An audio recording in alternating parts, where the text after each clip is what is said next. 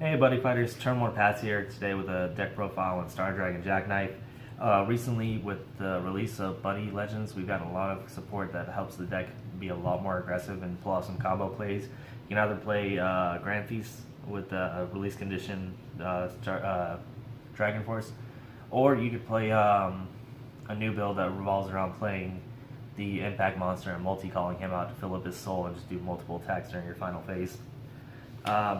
Starting out with the deck profile, we're going to start off with the Buddy that we play a Buddy set of.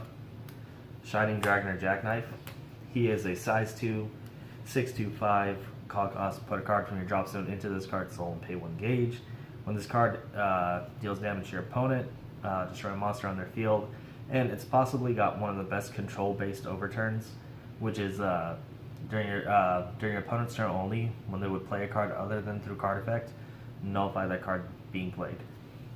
It lets you set up a lot of counter plays to your opponent's bigger plays. So whenever they're ready to set up their field and their win condition, you just stop it right then and there and pull off your win condition a lot better. Next, we play 4 copies of Galaxy Dragoner Jackknife. He is a 635, call cost is the same as Shining Dragoner. He has the counter ability Galaxy Wing. When this you can call a Jackknife on top of this card from your drop zone by paying its call cost, and you can do that either to be more aggressive to get off multiple attacks and set up soul, or you can do it defensively to when they would attack this guy or pop him, target him for destruction. You can counter call Jack on top of him, and that fizzles out the play right there. Next, we run 2 copies of Hero Dragoner Jackknife. He is a 536, size 2 Neo Dragon. Call cost is pay gauge and put him on top of a card on your field rather than put a card from your drop zone. When this card enters field, you look at the top card of your deck. You can either add that card to his soul or you can put that card in your hand. He's pretty good. I like him a little more than I do Aster right now, because you can use him to get off some of your combos by top decking the perfect card. Or even if you don't top deck a Dragon Arms to put in a soul, you can just top deck a card that you can just put in your hand, and it could be either a spell or a weapon that you don't have already.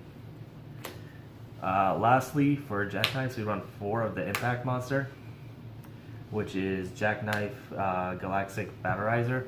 He is an 1136, size 2 Impact Monster with the call cost of pay 3 gauge and put him on top of a Neo Dragon and put a card from your drop zone into this card's soul. When this card enters field, search your deck for any 1 card and put it into the soul. He's got Soul Guard. The call cost of this card is reduced by 3 gauge if you have used Overturn. So what you want to do is get your Overturn off the sooner the better to stop one of your opponent's bigger plays, and then you can when you go into your final phase, you can just call this guy for free. And there's ways of getting multiple calls of him for free outside of your final phase through card effects. He's one of the bigger win cons of this deck rather than going into Grand Feast. Next, I run 3 copies of V-Generation Quantum Ruler. He's a 4/1/1 size 1. When this card enters field, if you have a Neo Dragon with a soul in it, put the top card of your deck into your gauge and draw 1 card.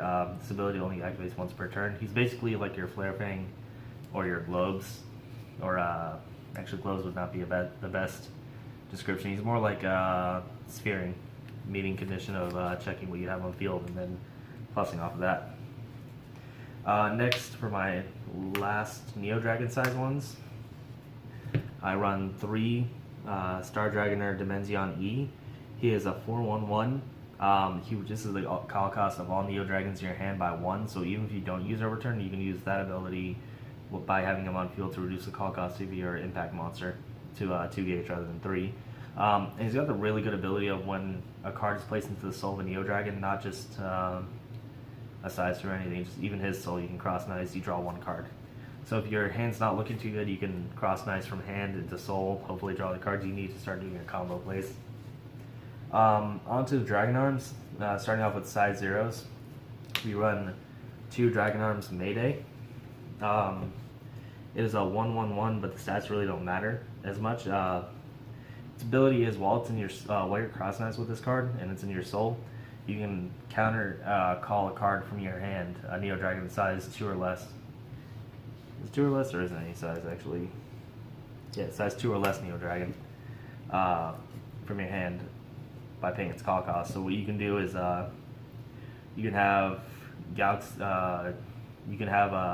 overturn your Shining Dragon or Jackknife on field, have a Hero Dragon in hand, overturn during your turn. They go to attack it, you counter, have this in soul counter, call Hero Dragon or even the Impact Monster on top for free, and just fizzle out attack and set up your soul for next turn. Next, I run 2 Garble Inker. He's there for your bigger pushes. A lot of your cards have 3 or greater crits, so you can swing link attack with your whole field, and then just spell null their defensive spell, and just that wins you the game. Or you could have him set up and soul one other soul, overturn, and then nullify an important spell if it helps them try to reset and fix any issues that it might have after overturning them. Next, 2 Dragon Arms Wager. Wager is really good because the deck does use a good bit of gauge earlier on. When it's removed from your soul, when it goes from soul to drop zone, put the top 2 cards of your deck into your gauge. And that's honestly what you use it for. Rather, you soul guard with it, goes in the drop, you gain 2 gauge. And from there, you just keep going on with your plays. Next, I think is one of the most important cards for Dragon Arms that we've gotten, and I run it at 4 of. I tried it at 3, I didn't like it as much personally. Dragon Arms Swobit, it is a 4/2/1, size 1. When this card is placed in the soul of a Neo Dragon from deck, hand, or field, so the only way you won't get its ability off is through drop zone, sadly, is when it's placed in the soul, the card that it cross-knives into gains 4k and double attack, and then it's got the ability when it's removed from soul, you can pay 1 life and search your deck for any item. So it lets you search for the only item we run in this deck as a 2 of, and then you just set up your board and just win from there.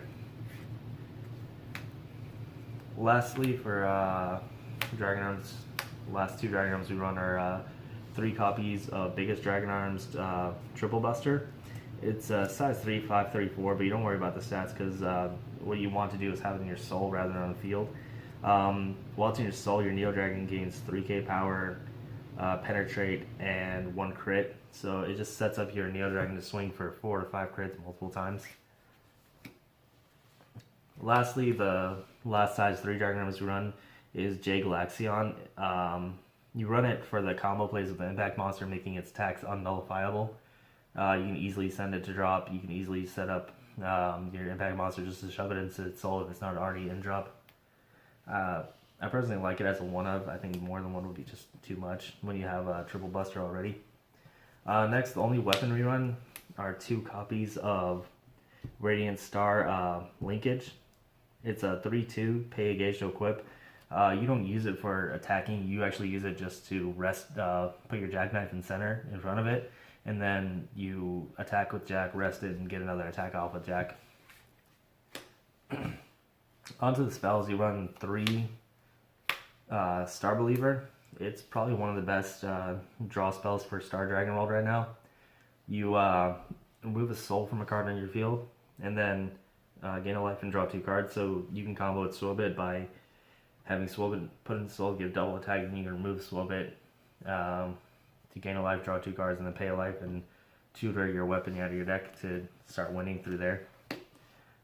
We do run 2 Dragon Arms Factory. I personally like running 2. I tried the deck with only Star Believer. I didn't like it with only Star Believer. Dragon Arms Factory, actually, the cast cost is you discard Dragon Arms and then you draw 2 cards. I like that because you can have 2 size 3 Dragon Arms in hand. You really don't want those. You cast this, you discard it, you draw 2, call your Jackknife, put the size 3 in your soul, and then have a +1 crit Jackknife. We run 2, what was this? 2 Heavenly Crystal Awakening. You only cast this card if you've used Overturn this game, and you can only play this card once if you used Overturn this game. You gain 3 gauge, draw 3 cards, and honestly, you run 2 of just so you can see it. Otherwise, you're going to just gauge the other one once you've already used it. But it's really good because you gain 3 gauge and draw 3 cards off of 1 card for already doing something that your deck is designed to do. Personally, I don't think I could run this at less than 2 of or more than 2 of. It's just there for that one play, and then you go on from there. Next, we run 2 Starjack Repair. Put the top card of your deck into your gauge. You can only cast this if you have a Jackknife on the field, first of all, but you put the top card of your deck in the gauge, and then you put a Dragon Arson drop zone into the soul of a Neo Dragon. So it's just there to help fill your Jackknife with all the combo pieces into its soul, and then just crit your opponent to death or survive their turn and then go on and beat them next turn. Next, we play 3 Face Seal Chains. It's a spell that's really seen a lot in well, not seen a lot, but it is seen in Prison Dragons. But it can actually work pretty well in this deck, especially when you're walling with your Jackknife at the end of your opponent's third battle in their battle phase. So the only cards that can get around this are impact monsters, older impacts that don't require any kind of setup, and Levitine with their powerful impact that gives them another battle phase. It's so good.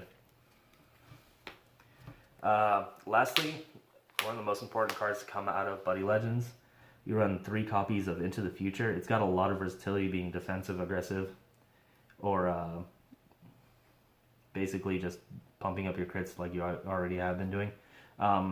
Counter, remove a soul from a Neo Dragon on your field, so it can't be used in Prison Dragons. Either rest a card, stand a card, or give a card to crit, and you draw a card when you remove a soul.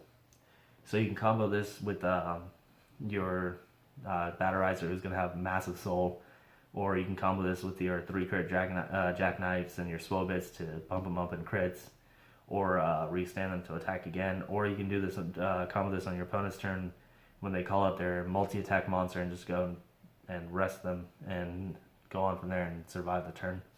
The next deck build I will be doing for Jackknife is going to be a Grand Thief build. I'm still working on that.